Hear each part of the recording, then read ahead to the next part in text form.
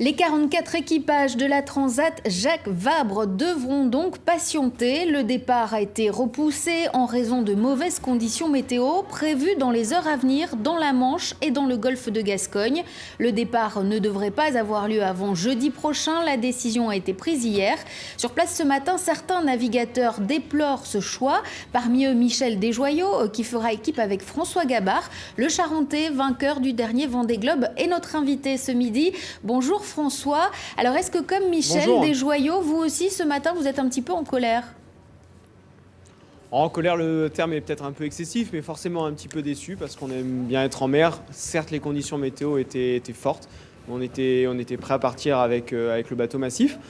Et c'est toujours triste de voir les bateaux rester à quai un petit peu plus longtemps. Donc voilà, on est un petit peu triste plus qu'en colère. Et puis voilà, on espère juste que les conditions météo permettront de faire un joli départ jeudi et que la course sera belle dans les semaines à venir. Alors, on annonce des vents à plus de 90 km/h. Est-ce que ce sont véritablement des conditions exceptionnelles qui ont motivé donc ce report? Oui, c'est des conditions de vent très forts. Il faut comprendre qu'on est en navigation côtière, il y a beaucoup de trafic, donc c'est difficile, c'est délicat de naviguer dans du vent fort dans ces moments-là. Ce qu'il faut bien aussi comprendre, c'est que sur la Transat Jacques Vabre, il n'y a pas que des IMOCA, il y a plein de bateaux, il y a plein de classes. Et puis il y a des problématiques qui vont au-delà de la météo, au-delà des classes. C'est un événement dans sa globalité, il faut que la fête soit belle, c'est pas nous qui décidons de tout là-dessus. Et voilà, et donc on n'a pas forcément tous les éléments pour bien cerner la problématique globale de la course. La direction de course là, et je suis persuadé qu'elle a pris la bonne décision pour que l'événement dans sa globalité reste beau jusqu'au bout.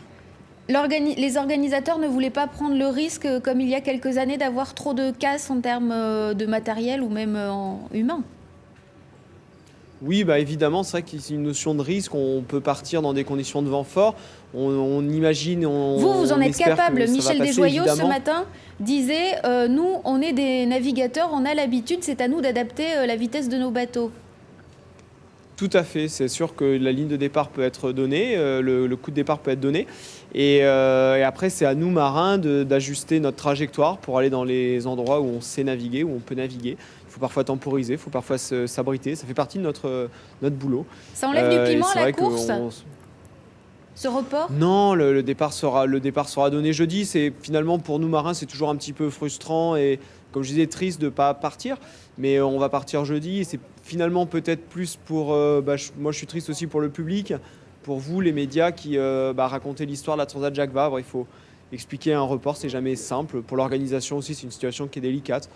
Donc finalement, nous les marins, on n'est pas les plus à plaindre dans toute cette histoire. Et j'espère juste que le public va comprendre qu'on repousse un peu le départ et qu'on fera une belle course en partant jeudi. J'ai aucun doute là-dessus. Comment vous organisez à terre? Comment vous patientez? Vous tournez en rond là en ce moment?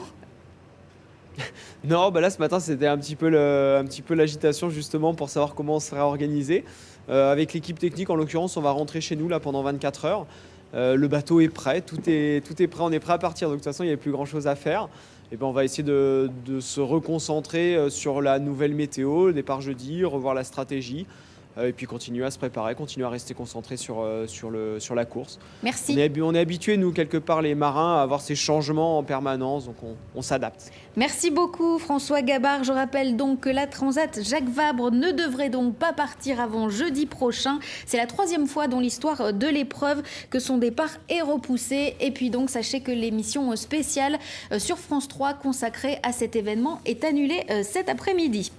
Dans le reste de l'actualité, cet accident impressionnant ce matin sur l'autoroute A10. Une fourgonnette s'est couchée sur la chaussée à Chasseneuil-du-Poitou. Une partie de son chargement s'est déversée sur la voie dans le sens Tours-Bordeaux. Son conducteur a été grièvement blessé. Il a été transporté au CHU de Poitiers.